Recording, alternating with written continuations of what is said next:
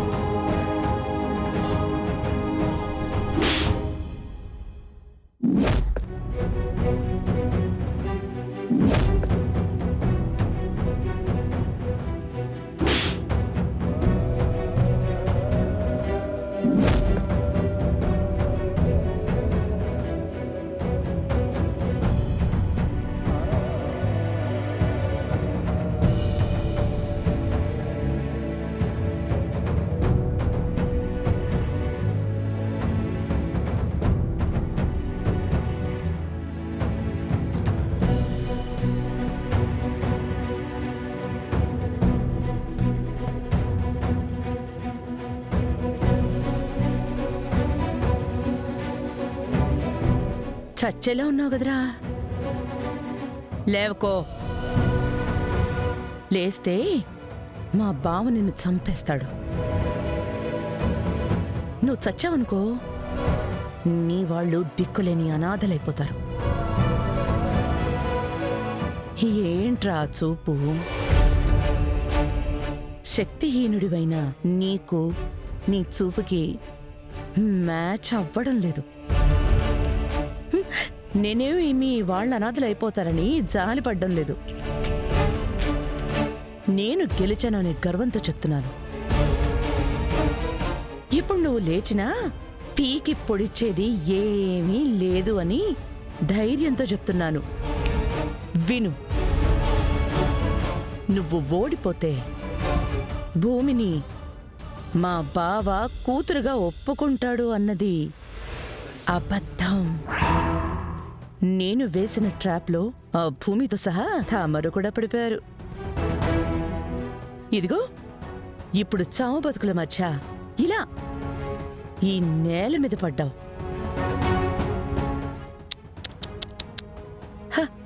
లేవకు.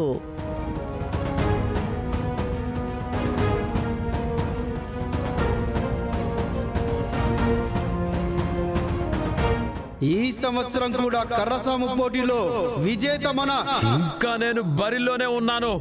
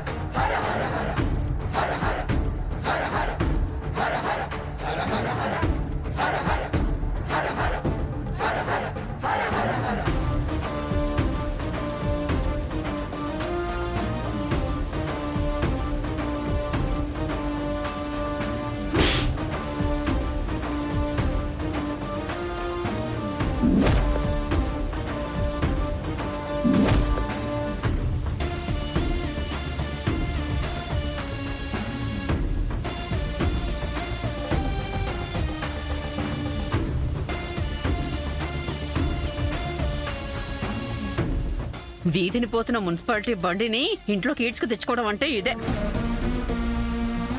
ఎవరైనా కంగారులో కడుపు తెచ్చుకుంటారు, నువ్వు మాత్రం కంపు తెచ్చుకున్నావు.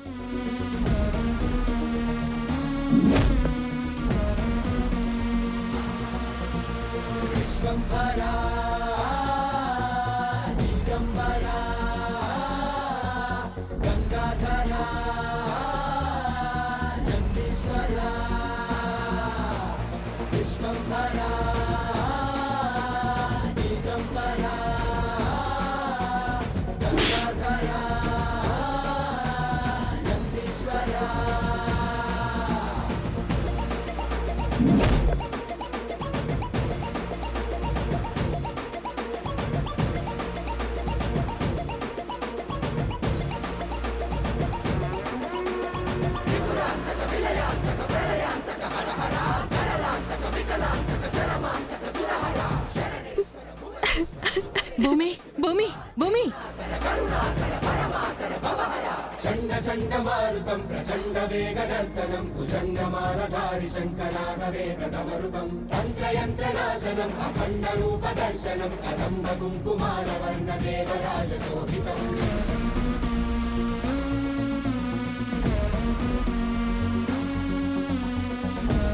ఆనవాయితీ ప్రకారం ఓడిన వారు గెలిచిన వారికి ప్రదానం చేయవలసిన ట్రోఫీని శరత్చంద్ర గారు గగన్ గారికి అందజేయవలసిందిగా కోరుచున్నాం.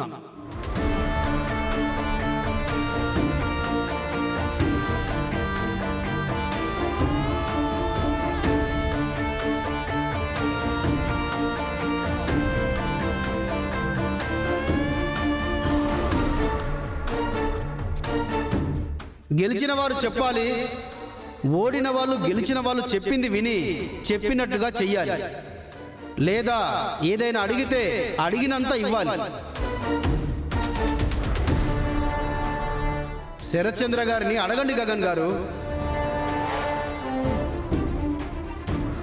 ఏం అడిగినా మీరు ఇస్తారా?